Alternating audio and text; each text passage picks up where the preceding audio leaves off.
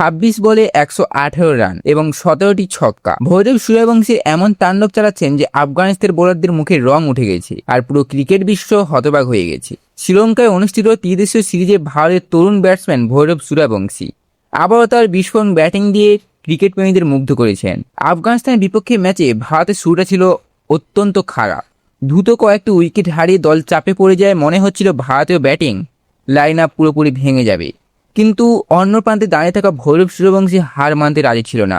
মাঠে নামার পর থেকেই তিনি আক্রমণাত্মক ব্যাটিং শুরু করলেন এবং আফগানিস্তানের বোলারদের ওপর এমন ঝড় তোলেন যা দীর্ঘদিন মনে রাখতে হবে। তার ব্যাটিং আত্মবিশ্বাস, শক্তি এবং নির্ভীক মানসিকতা স্পষ্টভাবে ফুটে উঠেছিল।